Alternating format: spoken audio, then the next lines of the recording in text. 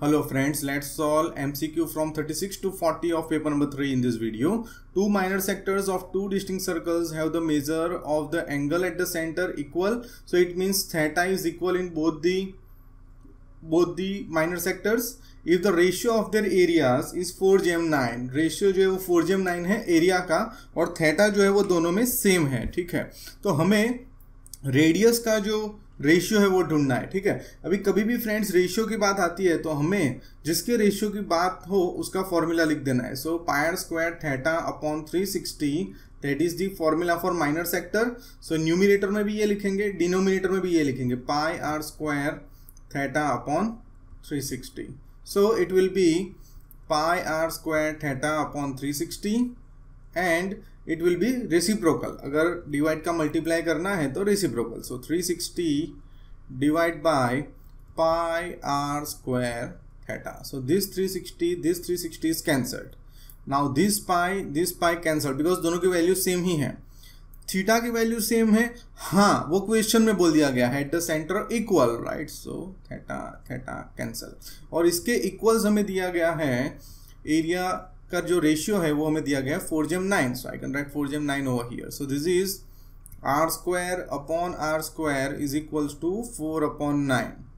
Now let's say r upon r whole square is 4:9. अब ये square है, ये हटाना है तो रूट में लेना पड़ेगा. So r upon r is 4/9 under root. So r upon r will be 2/3, right, because 4 का रूट हो जाएगा 2 एंड 9 का रूट हो जाएगा 3. So this is 2/3, that's option C. अभी फ्रेंड्स यहाँ पे the length of the arc ढूंढनी है. ठीक है, हमें एरिया दे दिया गया माइनर सेक्टर का. अभी माइनर सेक्टर के दो फॉर्मूला है. जब थीटा हमें पता हो तभी formula, that is pi are square theta upon 360.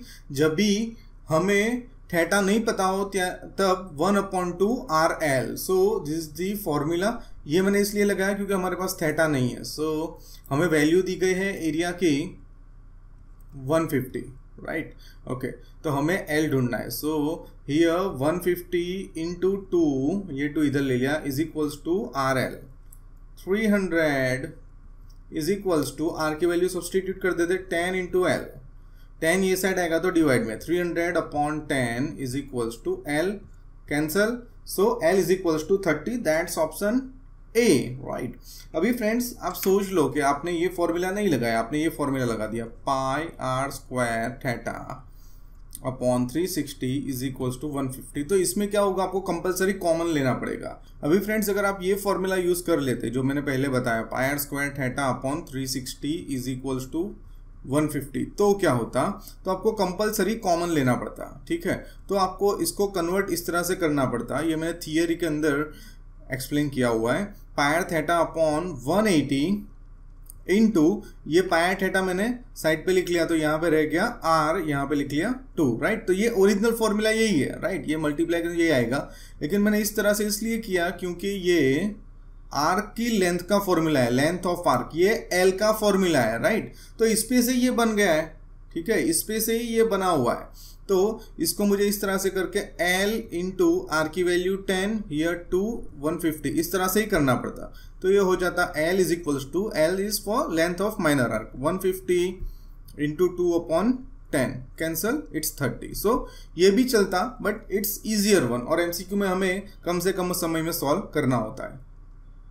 Here, in a circle with radius 6.3 cm, a minor arc sustains an angle measure 40 at the center. The area of minor sector corresponding to that arc is. So in short, here we need to find minor sector. So let's apply the formula pi r square theta upon 360, right? So here 22/7, because पाई की value के बारे में जब तक कुछ ना बोला जाए हमें 22/7 ही कंसिडरेशन में लेनी है. Radius is 6.3, let's say 63/10, let's say again 63/10, and into theta, and theta is 40, right, that is given over here, 40 upon, let's say this is 360. So 0 cancel, right, 7 9s are 63, right, 4 9s are 36, then 9 9 cancel. सो क्या रह गया हमारे पास रह गया 22 into 63 upon 100। अभी 22 63 का multiply करते हैं यूनिट के लिए 0, 6 2 ज़ा 12, 1 6 2 ज़ा 12 प्लस 1 13, 3 2 ज़ा 6, 3 2 ज़ा 6, सो इट इज 6 8 3 1 और उसमें से 2 पॉइंट डिडक्ट कर देंगे तो हो जाएगा 13.86। That's option D. So let's go to the next MCQ। Here a wire fence is to be put all around a circular ground. So हमें circumference ढूंढना है, right? Because हमें fence बनानी है all around the circular ground, right? And diameter 105 है तो हमें fence का मेजर क्या होगा? तो जब डायमीटर पे से सर्क्यूमफ्रेंस ढूंढना हो तो उसके लिए हमारे पास फॉर्मूला है पाई डी। So let's write 22/7। जब तक पाई की वैल्यू के बारे में कुछ ना बोला जाए हमें 22/7 ही लेनी है। डी की वैल्यू 105। सो दिस इज 7 1 ज़ा 7 and 7 5 ज़ा 35. So this is 22 into 15. So let's say unit के लिए 0 1 2 ज़ा 2 1 2 ज़ा 2 5 2 ज़ा 10 1 5 2 ज़ा 10 plus 1 11. So this is 330. So here it's 330 meter. That's option D. Let's go to the next MCQ.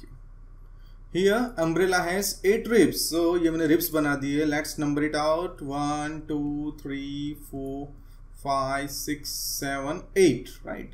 And assuming the umbrella to be a flat circle. So this is a flat circle, right? And they are equally spaced. So area of 1 is equals to area of 2 is equals to area of 3, like that.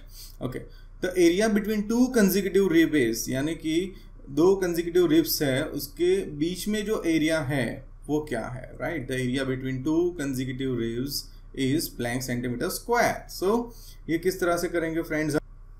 अभी आप देख सकते हो कि सारे के सारे जो पार्ट्स है स्टार्टिंग फ्रॉम 1 to 8 वो सारे के सारे सेक्टर फॉर्म में है, right? So this is pi are square theta upon 360. Now let's write over here pi की वैल्यू जब तक कुछ ना बोला जाए तब तक आपको 22/7 ही लेनी है. आर स्क्वायर रेडियस हमें दिया हुआ है 56 ओवर हियर. सो 56/1 56/1. थीटा की बात करें तो थीटा क्वेश्चन में दिया गया नहीं है, but these are equal parts जैसे हम वॉच में करते हैं, राइट? वॉच के सम्स में जिस तरह से हम एंगल फाइंड करते हैं इसी तरह. तो अगर टोटल 8 पार्ट्स ले लेंगे तो एंगल हो जाएगा 360. तो वन पार्ट कोई भी एक पार्ट ले लो तो उसका कितना होगा, और सारे के सारे इक्वल है. तो this is simply 360 divide by 8. 8 4 ज़ा 32 एंड 8 5 ज़ा 40. सो this is 45 and this is 360. So now let's find 7 8 ज़ा 56. Here 45 8 ज़ा 360. These 8 is cancelled out. So let's multiply 56 by 22. So here unit के लिए 0 2 6 ज़ा 12 1 2 5 ज़ा 10 plus 1 11 2 6 ज़ा 12 1 2 5 ज़ा 10 plus 1 11. So here 2 3 2 1. So 1 2 3 2. So we found area of each rib is 1 2 3 2.